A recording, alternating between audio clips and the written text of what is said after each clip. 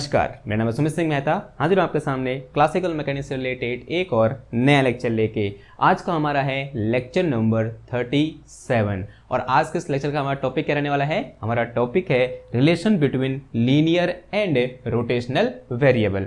मान लिया हमारे पास क्या है, कोई एक रिजिड बॉडी है जो कैसा मोशन कर रही है, रोटेशनल मोशन कर रही है अबाउट एनी पर्टिकुलर एक्सिस। तब उस रोटेटिंग रिजिड बॉडी से रिलेटेड लीनियर वेरिएबल और रोटेशनल वेरिएबल के बीच क्या रिलेशन होगा, वही आज हमें क्या करना है, फाइंड करना है।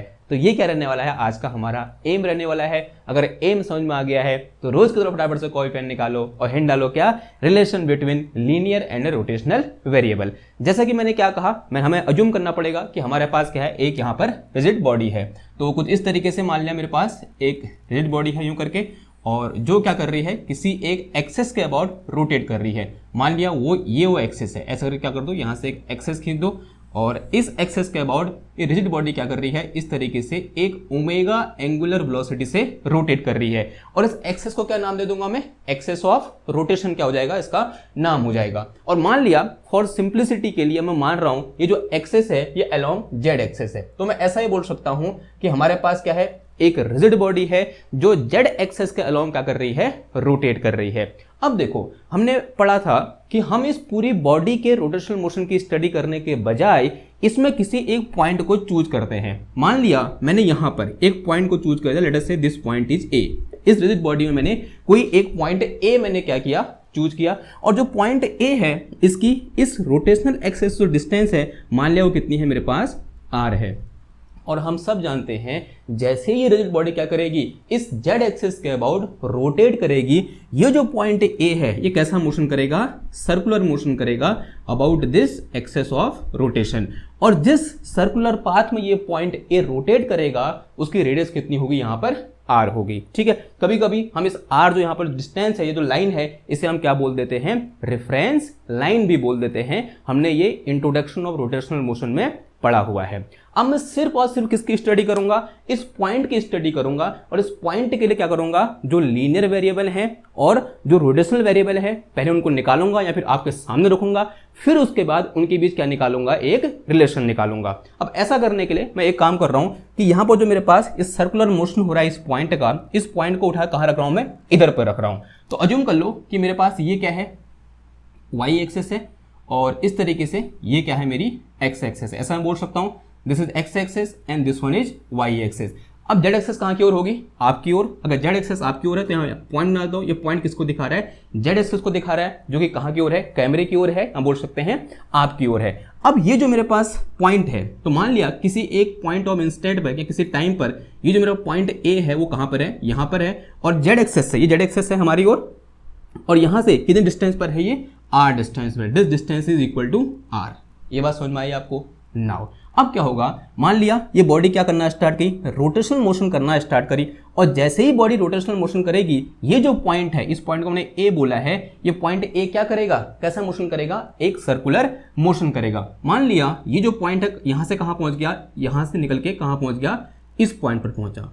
अब जैसे ही क्या हुआ, ये पॉइंट इस डायरेक्शन में मूव करना स्टार्ट हुआ, यहां पर क्या होगी, इसके पास कुछ इस डायरेक्शन में वेलोसिटी होगी। अगर मैं ये बोलूं इस पॉइंट पर, इस पॉइंट ए पर, इस पॉइंट की जो वेलोसिटी है वो कहां की ओर होगी, इस डायरेक्शन में होगी। And this velocity is linear velocity, यहां बोल सकते हैं लीनियर स्पीड। यहां पर जो वेलोसिटी है इसकी इस डायरेक्शन में, ये कौन सी वेलोसिटी है, लीनियर वेलोसिटी है। लेट अस से यहां पर जो वेलोसिटी है वो कितनी है, मेरे पास v है। अब देखो, जब ये पॉइंट यहां से यहां गया, इसने कैसा मोशन किया, एक ट्रांसलेशन मोशन किया, नहीं किया?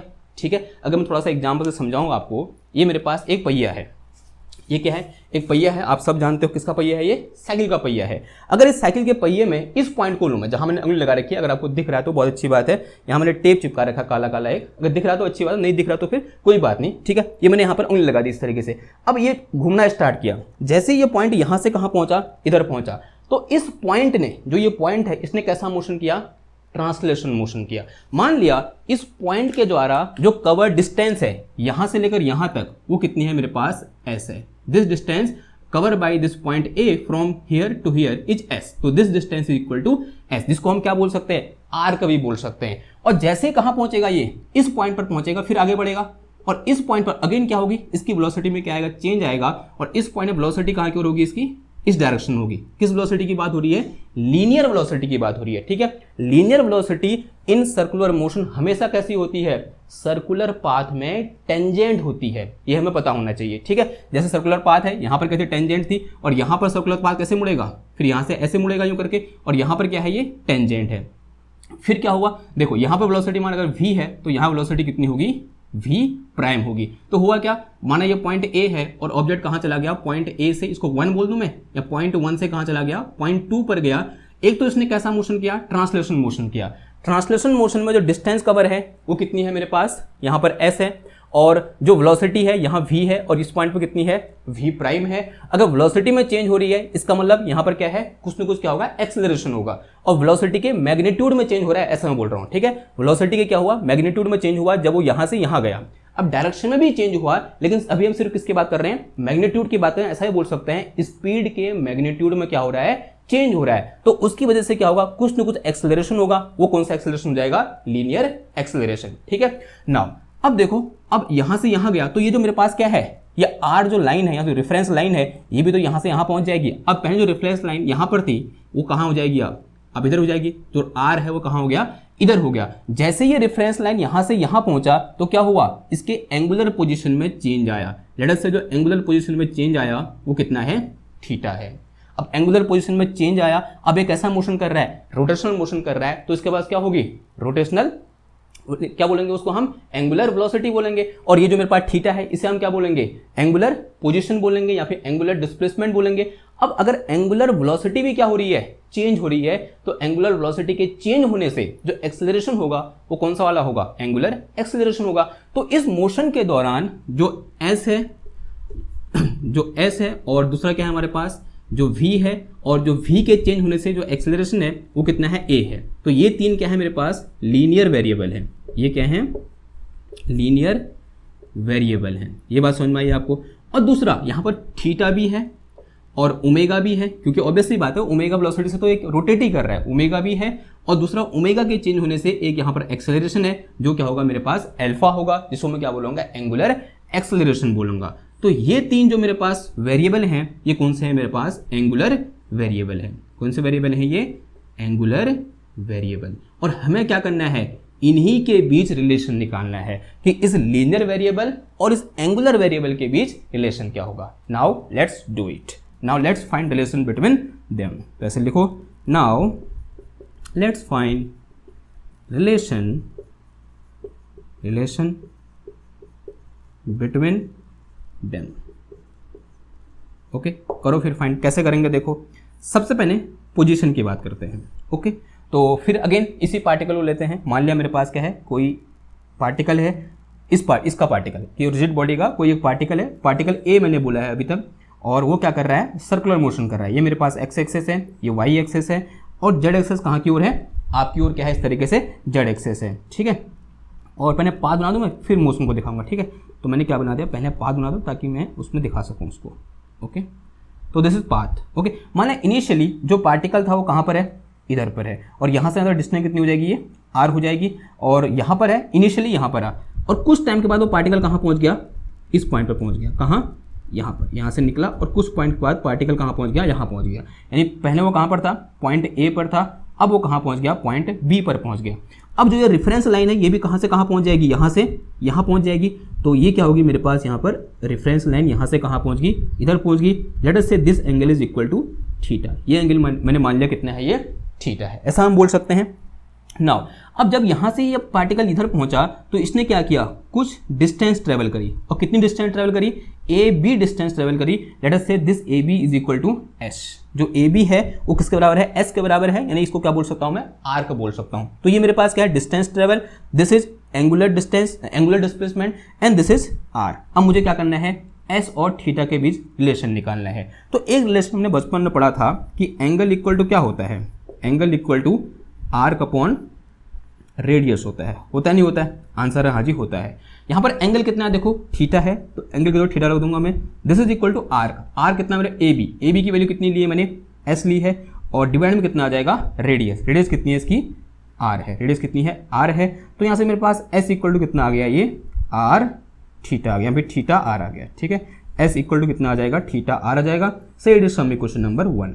अब ये इक्वेशन किसके भी रिलेशन दिखा रही है, this equation is relation between distance, या बोलते हैं हाँ, this is relation between distance S and this is angular displacement and R. इन तीनों के बीच रिलेशन क्या होता है, S equal to theta into R होता है। अब मैं यहाँ पर एक बड़ी इंपॉर्टेंट बात करने को जा रहा हूँ कि अगर मैं डिस्प्लेसमेंट और एंगुलर डिस्प्लेसमेंट के भी रिलेशन निकालना चाहूँ तो कैसे निकालूंगा। देखो बड़ा आसान है, अगर मैं ये बोलूँ कि यहाँ पर जो मेरे पास आर्क है, जो ए और बी पॉइंट हैं, अगर वो दोनों एक दूसरे के बहुत नज़दीक हो, देखो जरा समझो इस कॉन्सेप्ट को, समझो कि कैसे हम डिस्टेंस इक्वल टू डिस्प्लेसमेंट बोल सकते हैं किसी एक पर्टिकुलर स्पेशल केस के लिए। मान लिया मेरे पास क्या है, इस तरीके से ये क्या आर्क है या नहीं, ये आर्क, और ये मेरे पास एंगल है, ठीक है, इस तरीके से ये एंगल थीटा है, और ये मेरे पास क्या आर्क है, ये पॉइंट ए है, ये पॉइंट बी है। अगर मैं ए से लेकर बी तक की डिस्टेंस की बात करूं तो ये पूरी डिस्टेंस हो जाएगी। अगर मैं ए से लेकर बी तक की डिस्प्लेसमेंट की बात करूं तो ये पूरा डिस्प्लेसमेंट हो जाएगा। ऑब्वियसली बात है ना, डिस्प्लेसमेंट क्या होता है, shortest distance between two points is known as displacement. तो इस केस में डिस्टेंस और डिस्प्लेसमेंट इक्वल नहीं है, साफ साफ दिखाई दे रहा है। अब अगर मैं यहाँ पर छोटा सा चेंज करूं, अगर मैं ये बोलूं कि जो मेरी आर्क लेंथ है ये बहुत कम है, यानी ए पॉइंट यहाँ पर है और बी पॉइंट यहाँ पर है, कुछ ऐसा सिचुएशन है, ये मेरे पास बी पॉइंट है और ये मेरा क्या है, ए पॉइंट है, ये ए है और ये बी है, और ये क्या बना रहे हैं, इस तरीके से एंगल बना रहे हैं। अभी आर क्या हो जाएगा, ये आर्क हो जाएगा, और यही क्या होगा, डिस्प्लेसमेंट भी होगा, दोनों क्या करके एक दूसरे को ओवरलैप करके। कब, जब यहां पर क्या है, जो ए और बी पॉइंट है एक दूसरे के बहुत नजदीक है। तो इस केस में अगर दिस डिस्प्लेसमेंट या बोलते हैं this distance cover S is very very small, then this S can be written as displacement या मैग्नीट्यूड ऑफ डिस्प्लेसमेंट, ऐसा ये बोल सकते हैं, ठीक है। तो ये मेरे पास जो एस होगा वो किसके बराबर होगा, डिस्प्लेसमेंट के बराबर होगा। किस केस के लिए, जब ये जो आर्क है ये क्या होगा, बहुत छोटा होगा। आप यहां भी देख सकते हैं, अगर ये ए पॉइंट यहां से निकल के इधर आ जाए और बी पॉइंट यहां पर हो जाए, तब जो यहां पर ये आर्क है, ये आर्क है, और अगर मैं डिस्प्लेसमेंट की बात करूं, दिस इज शॉर्टेस्ट डिस्टेंस, तो ये क्या कर रहे हैं, एक दूसरे को ओवरलैप कर रहे हैं, ठीक है। तो जो आर्क लेंथ है और ए और बी के बीच का जो डिस्प्लेसमेंट है वो दोनों क्या हो जा रहे हैं, इस केस में सेम हो जा रहे हैं। तो यहां पर जो मैंने एस लिखा है, for this very small distance, अगर ए और बी की डिस्टेंस क्या हो, बहुत छोटी हो, तो this S can be treat as displacement है। एक्चुअल में क्या है, यहां पर वो डिस्टेंस है, इस केस के लिए क्या है, वो डिस्टेंस है। लेकिन अगर मैं ये बोलूं कि जो ए और बी की डिस्टेंस है वो बहुत कम है, तो इस केस में जो डिस्टेंस इक्वल टू क्या हो जा रहा है, डिस्प्लेसमेंट हो जा रहा है। आई बात समझ में, ठीक है। तो यहां पर मैं एस को एज ए डिस्प्लेसमेंट भी चूज कर सकता हूं, या फिर उसको एज ए डिस्प्लेसमेंट कंसीडर कर सकता हूं। अब आगे से अगर मैं एस को डिस्प्लेसमेंट बोलूं तो इसका मतलब आप अपने दिमाग में साइकिल चला लेना कि वो किस केस के लिए बोल रहा हूं, इस केस के लिए बोल रहा हूं जहां पर जो आर्क लेंथ है वो क्या है, बहुत छोटी है। क्लियर है बात, ओके। अब आगे बढ़ते हैं, बात करते हैं थोड़ा सा एक नए रिलेशन की, ठीक है। एक रिलेशन ये हो गया, दिस इज इंपॉर्टेंट रिलेशन, आपको याद रखना है कि एस इक्वल टू क्या होता है, थीटा इंटू आर होता है। अब दूसरा रिलेशन निकालने के लिए मैं क्या कर रहा हूं, let me differentiate equation number 1। जो इक्वेशन 1 है उसे मैं क्या करना चाह रहा हूं, डिफरेंशिएट करना चाह रहा हूं। फटाफट से काम करो, now differentiate equation 1 with respect to time. Time के साथ क्या कर दो, इस इक्वेशन 1 को डिफरेंशिएट कर दो, taking R as a constant. जो आर यहां पर क्या है, रेफरेंस लाइन की लेंथ है, उसको मैं एज ए कांस्टेंट ट्रीट करके चल रहा हूं। क्यों, सर्कुलर मोशन कर रहा है ये पॉइंट, अगर सर्कुलर मोशन कर रहा है इसका मतलब क्या हुआ, सर्कल के दौरान जो रेडियस होती है क्या होती है, कांस्टेंट होती है, ठीक है। तो taking R as constant, taking R as constant, R को हम एज ए कांस्टेंट ट्रीट करेंगे। तो करो डिफरेंशिएट, क्या हो जाएगा यहाँ पर, D by D T of S, this will be equal to D by D T of कितना आ जाएगा, थीटा आर आ जाएगा, ठीक है।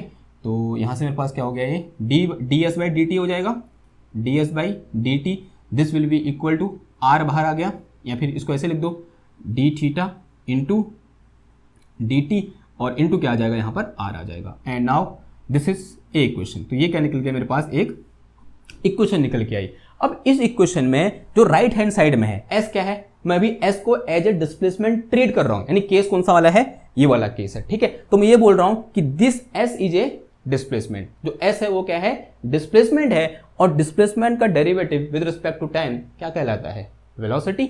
इसका मतलब यहां पर जो मेरे पास this differentiation is equal to velocity, since we know ds divided by dt is equal to velocity.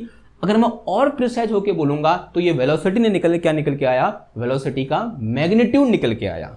ठीक है, ये बात ध्यान देना, क्या निकल के आया है, वेलोसिटी का मैग्नीट्यूड निकल के आ रखा है। और दूसरी चीज, अगर मैं यहां पर क्या बोलूं, D theta by D T बोलूं, और बच्चा जानता है, बताओ भाई D theta by D T क्या होता है, this is our angular velocity omega, या magnitude of angular velocity omega. अब एक काम करो, दोनों की वैल्यू को उठाओ, इधर पुट कर दो, क्या निकल के आ जाएगा, linear velocity v angular velocity omega के बीच रिलेशन निकल के आ जाएगा। तो यहां से मेरे पास क्या निकल के आया, v equal to R omega, and said is some equation number 2।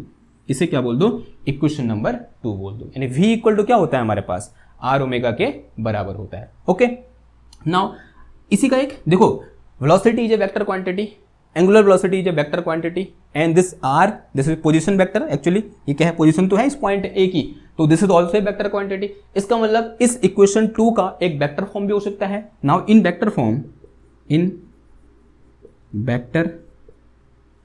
Form जो मेरे पास v होता है, v vector will be equal to क्या आ जाएगा, omega vector cross R vector. ठीक है, हमेशा ध्यान देना, जो v इक्वल टू होता है वो क्या होता है, ओमेगा क्रॉस आर होता है। Now said is some equation number 2a, इसे क्या बोल दो, इक्वेशन नंबर 2a बोल दो। ओके, नाउ अब यहां पर थोड़ा बहुत बात कर रहे थे किसकी, डायरेक्शन ऑफ वेलोसिटी। ऐसे तो हमने एक बार बात कर ली है कि जो वेलोसिटी होती है हमेशा कैसी होती है, जिस सर्कुलर पाथ में वो पॉइंट मूव कर रहा है उसमें कैसे होती है, हमेशा टेंजेंट होती है। अगर मैं किसकी बात करूं, डायरेक्शन ऑफ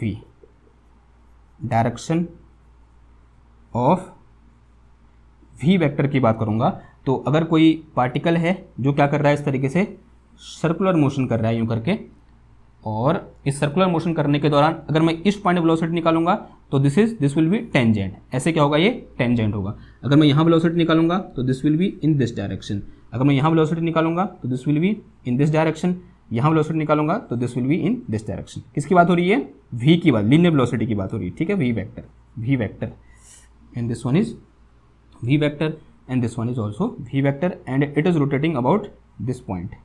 और इसको क्या बोल दो, ये क्या हो जाएगा, यहाँ से यहाँ तक आर हो जाएगा। ठीक है, क्लियर है बात। ओके, अगर ये बात क्लियर है, अब थोड़ा सा आगे बढ़ते हैं, यह देखते हैं कि जो इक्वेशन नंबर 2 है वो हमें क्या इंफॉर्मेशन दे रही है। Information from equation 2, information from equation 2, जो इक्वेशन 2 है उससे हमको क्या क्या इंफॉर्मेशन देखने को मिल रही है। अगर मैं ये बोलूं, इफ, पहली इंफॉर्मेशन देखो, if omega is equal to constant, if omega is constant.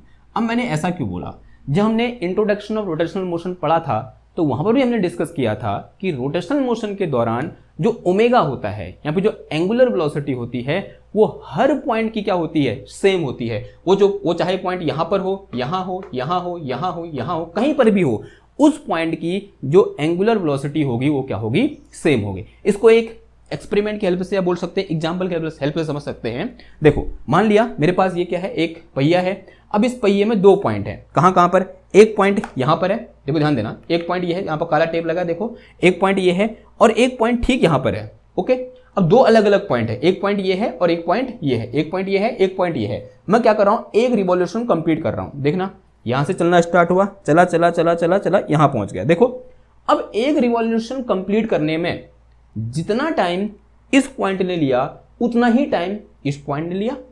इसका मतलब क्या हुआ कि यहां पर जो मेरे पास हर पार्टिकल है वो एक पर्टिकुलर टाइम इंटरवल में क्या कर रहा है, समान रिवॉल्यूशन क्या कर रहा है, कंप्लीट कर रहे हैं, फिर इक्वल रिवॉल्यूशन क्या कर रहा है, कंप्लीट कर रहा है। इसका मतलब इन सारे पॉइंट्स की जो एंगुलर वेलोसिटी होगी वो क्या होगी, कांस्टेंट होगी।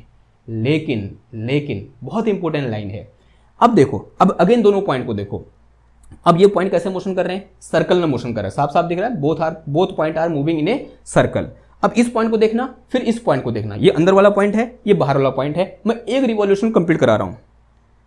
जब एक रिवॉल्यूशन कंप्लीट हुआ तो एक रिवॉल्यूशन कंप्लीट करने में किस पॉइंट ने ज्यादा डिस्टेंस कवर करी, आंसर है उस पॉइंट ने ज्यादा डिस्टेंस कवर करी जिसने ज्यादा सर्कमफ्रेंस वाले सर्कल में मूव किया।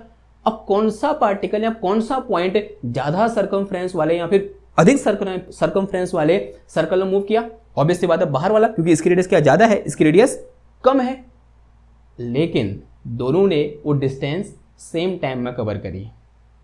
अपनी अपनी जो डिस्टेंस है इसने ज़्यादा डिस्टेंस ट्रेवल करी, इसने कम डिस्टेंस ट्रेवल करी, लेकिन दोनों ने सेम टाइम में करी। इसका मतलब क्या हुआ, ये पॉइंट तेज चला होगा और ये पॉइंट आराम से चला होगा। इसके कंपेयर में ये पॉइंट स्लो चला होगा और ये फास्ट चला होगा। अब यहाँ पर कौन सी डिस्टेंस है, ये डिस्टेंस की बात कर रहा हूँ, यानी इसकी जो लीनियर वेलोसिटी है वो इसकी लीनियर वेलोसिटी से क्या होगी, ज़्यादा होगी। अब इसी चीज़ को मैं यहाँ से भी समझ सकता हूँ, इस इक्वेशन समझ सकते हैं। ठीक है, अगर मैं ये बोलूँ इफ ओमेगा इज कांस्टेंट, अगर ओमेगा क्या है मेरा कांस्टेंट है, then this equation tell us as we increase R, जैसे हम क्या होगा एक्सेस ऑफ रोटेशन से दूर जाएंगे वैसे वैसे आर बढ़ेगा, और वैसे वैसे आर बढ़ेगा वैसे ही क्या होगा, भी बढ़ जाएगा। जैसे जैसे आर बढ़ेगा वैसे वैसे भी बढ़ेगा। ठीक है, तो if omega is constant then v is proportional to r। जो v है वो क्या होगा, प्रोपोर्शनल टू r होगा। इसका मतलब अगर r इंक्रीज करेगा, अगर r इंक्रीज करेगा, दिस इंप्लाइज v क्या करेगा, इंक्रीज करेगा।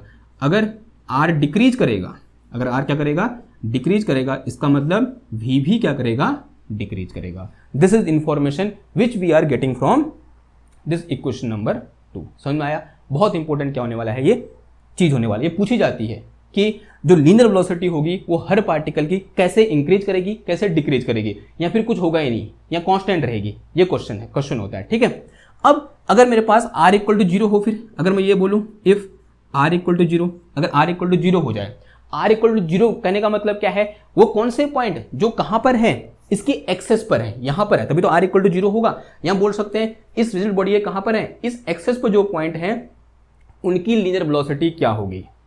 आंसर है उनकी लीनियर वेलोसिटी वो r इक्वल टू 0 पर है, इसलिए उनकी लीनियर वेलोसिटी भी कितनी हो जाएगी, 0 हो जाएगी। ठीक है, तो अगर मैं यहाँ पर एक एग्जाम्पल समझाना चाहूँ तो if r equal to 0 then v equal to also 0।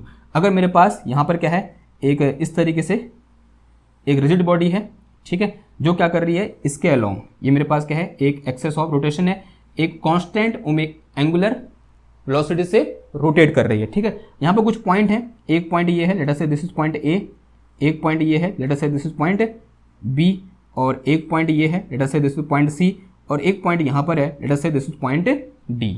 आपको बताना है इनमें से सबसे ज़्यादा वेलोसिटी किसकी होगी और सबसे कम किसकी होगी। ऑब्वियसली बात है, अगर मैं यहाँ पर ये बोलूँ कि V A is the velocity of point A and V B is a velocity of point B and V C is a velocity of point C, then this VC will be greater than VB and this VB will be greater than VA and this VD will be equal to 0. Velocity of point D will be equal to 0. इसकी velocity कितनी हो जाएगी हमारी, 0 हो जाएगी। Clear है इतनी बात? ठीक है, तो this is information which we are getting from this equation. Clear? Okay, अब थोड़ा सा क्या करते हैं, आगे की ओर बढ़ते हैं।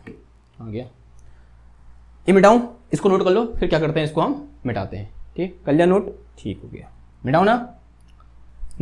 अब थोड़ा सा आगे बढ़ते हैं, बात करते हैं किसकी, एक और नए रिलेशन की। उस रिलेशन को निकालने के लिए जैसे मैंने क्या किया, इस रिलेशन को निकालने के लिए इक्वेशन 1 को डिफरेंशिएट किया टाइम के रिस्पेक्ट में, उस तरीके से जो नया रिलेशन आने वाला है ऑब्वियसली बात है वो लीनियर एक्सेलरेशन और एंगुलर एक्सेलरेशन के बीच होगा। उसे निकालने के लिए इस इक्वेशन को क्या कर दो, डिफरेंशिएट कर दो विद रिस्पेक्ट टू टाइम। तो now differentiating equation 2, now differentiating equation 2 with respect to time T, time T के रिस्पेक्ट में क्या कर दो, डिफरेंशिएट कर दो। देखो कैसे हो जाएगा, ये हो जाएगा मेरे पास क्या, dv upon dt is equal to d by D T of omega into R आ जाएगा। ठीक है, तो taking r as a constant same चीज होगी, r क्या है हमारा कांस्टेंट है, उसको हम कांस्टेंट मानकर चलेंगे, तो r यहाँ क्या आ जाएगा, इस डिफरेंशिएशन से बाहर आ जाएगा, तो क्या बचेगा मेरे पास यहाँ पर dv divided by dt, this will be equal to, तो this is D omega divided by D T, और इंटू क्या आ गया यहाँ पर, आर आ गया, into R. Now this is D V divided by D T. अब यहाँ पर एक बहुत इंपॉर्टेंट खेल होता है, this D V divided by D T is acceleration, और आप क्या कहोगे, इस एक्सेलरेशन का नाम क्या दोगे, लीनियर एक्सेलरेशन। ऑब्वियसली बात है, तो this is D V divided by D T, कि किस तरीके से वेलोसिटी चेंज हो रही है विद रिस्पेक्ट टू टाइम। तो this is known as linear velocity. अगर आप ऐसा बोलोगे, नहीं, this is just a component of linear velocity. जब भी कोई ऑब्जेक्ट सर्कुलर मोशन करता है तब उसकी लीनियर वेलोसिटी के पास दो कंपोनेंट होते हैं, एक होता है टेंजेंशियल कंपोनेंट और एक होता है रेडियल कंपोनेंट। अभी डिस्कस करेंगे कि दोनों क्या होते हैं, लेकिन फिलहाल सुन लो। जब भी कोई ऑब्जेक्ट कैसा मोशन करता है, सर्कुलर मोशन करता है, तब उसके लीनियर एक्सेलरेशन के पास दो टाइप के क्या होते हैं, कंपोनेंट होते हैं। दो कंपोनेंट होते हैं, एक होता है कौन सा, टेंजेंशियल कंपोनेंट, और दूसरा होता है कौन सा, हमारा रेडियल कंपोनेंट। और ये कौन सा है, टेंजेंशियल कंपोनेंट है। तो this is acceleration, this is component of acceleration. इसको कैसे लिखोगे आप, this is component of linear acceleration,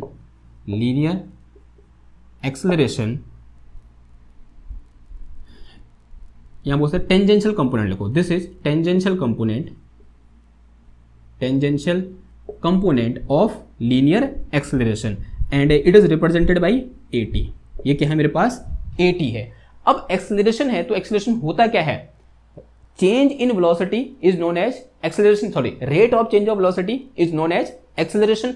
अब यहां पर this tangential component of acceleration is due to कि how magnitude of velocity is changing with time. या बोल सकते हैं this AT, this is responsible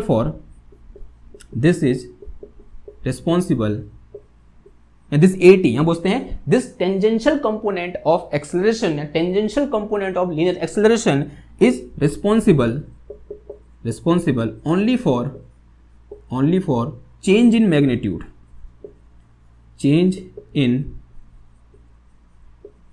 magnitude, of linear velocity, not direction, linear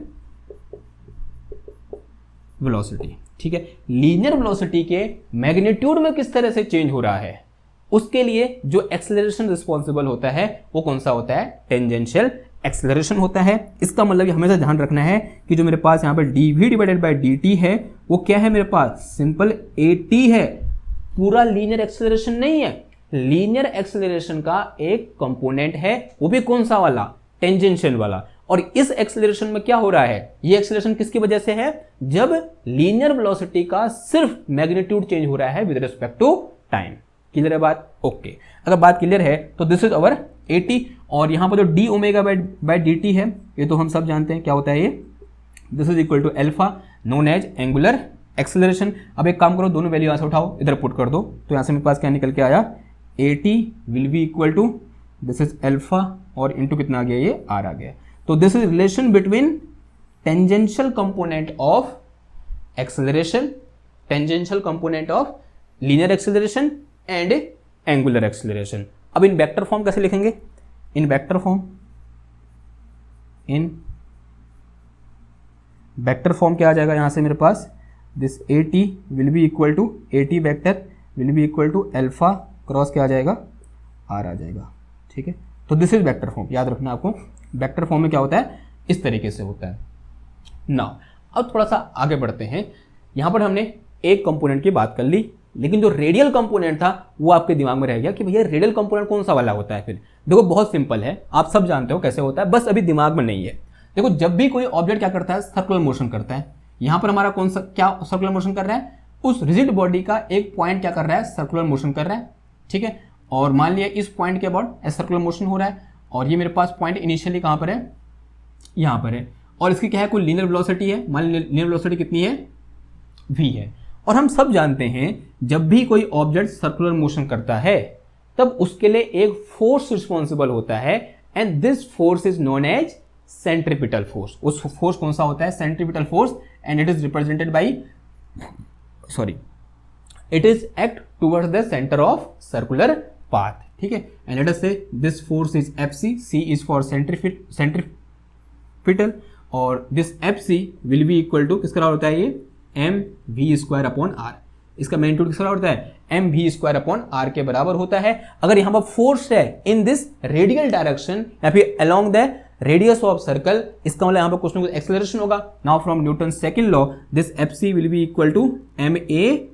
अब this acceleration या this force is along radial direction, it mean this acceleration is also along radial direction, तो this acceleration is radial acceleration. This will be equal to M V square upon R आ जाएगा, M से M cancel हो जाएगा यहाँ से, तो A R is equal to कितना आ गया, वी स्क्वायर अपॉन आर आ गया। This is radial component of linear acceleration. जब भी कोई ऑब्जेक्ट सर्कुलर मोशन करता है तो उसका जो लीनियर कंपोनेंट है वो ये है। अब हम एक और चीज जानते हैं, v equal to R omega, तो यहाँ वैल्यू पुट कर दो, तो ए आर इक्वल टू कितना आ जाएगा, ये omega square into R square और अपॉन कितना आ गया आर, इससे ये कैंसिल, तो यहाँ से मेरे पास ए आर इक्वल टू कितना आ गया, ओमेगा स्क्वायर इंटू आर। तो this is my radial component of acceleration and this is my tangential component of acceleration. यानी जब भी कोई ऑब्जेक्ट सर्कुलर मोशन करता है तब उसके पास ये दोनों कंपोनेंट होते हैं। देखो समझो रहा कैसे होंगे, इसी पे समझा दूं, इसको मिटा के समझाता हूं, ठीक है, इसको उतार लो एक बार, फिर मैं इसको मिटा रहा हूं, फिर समझा दो कि ये दो कैसे होंगे यहां पर। ओके, तो मिटाऊं, ओके, देखो तो इस तरीके से मेरे पास कोई ऑब्जेक्ट है जो सर्कुलर मोशन कर रहा है, ठीक है, बहुत ही गंदा सा सर्कल बन गया, टेढ़ा, ये लो, ये बना, यहाँ से ऐसे, यहाँ से ऐसे, ये क्या है, इसका सेंटर है, और मान लिया ये इसकी रेडियस कितनी है, आर है। एंड अब एक क्वेश्चन और होना चाहिए आपके दिमाग में कि what will be the direction of tangential acceleration. जो टेंजेंशियल एक्सेलरेशन होगी उसकी डायरेक्शन कहाँ की ओर होगी, तो आंसर है tangential acceleration will be in the direction of, जिस डायरेक्शन में क्या हो रहा होगा, हमारी वेलोसिटी का, लीनियर वेलोसिटी का मैग्नीट्यूड चेंज हो रहा होगा, because this is due to change in magnitude. तो जिस डायरेक्शन में वेलोसिटी का मैग्नीट्यूड चेंज हो रहा होगा वही डायरेक्शन किसकी होगी, इस टेंजेंशियल एक्सेलरेशन की होगी। और ऑब्वियसली बात है वेलोसिटी का जो डायरेक्शन है वो किस डायरेक्शन में चेंज होगी, अलोंग द पाथ, या बोलते हैं टेंजेंट टू द पाथ।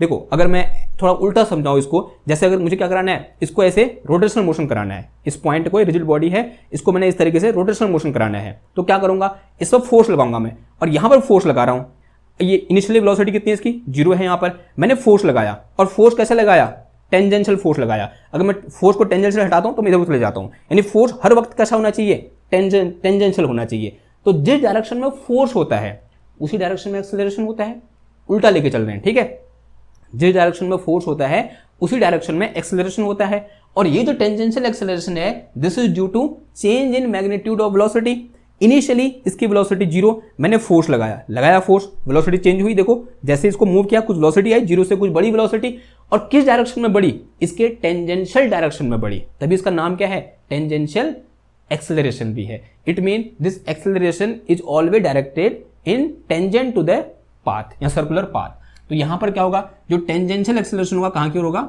ऐसे होगा। तो दिस इज माई AT, ये क्या है हमारा AT है। अब दूसरा जो मेरे पास AR होगा वो कहां की ओर होगा, ऑब्वियसली बात है, this AR will be in this direction, radial direction में, तो दिस इज माई AR। अब जो नेट लीनियर एक्सेलरेशन होगा वो कहां की ओर होगा, इन दोनों के रिजल्टेंट की ओर। तो रिजल्टेंट निकालने के लिए क्या लगाएंगे, पैरेललोग्राम लॉ लगा दे वेक्टर एडिशन का, तो बनाओ फिर पैरेललोग्राम, यहाँ पर यहाँ से ऐसे बन जाएगा और यहाँ से ऐसे, तो this is direction of linear acceleration A। तो A कहाँ की ओर होगा, हमारा इधर की ओर होगा।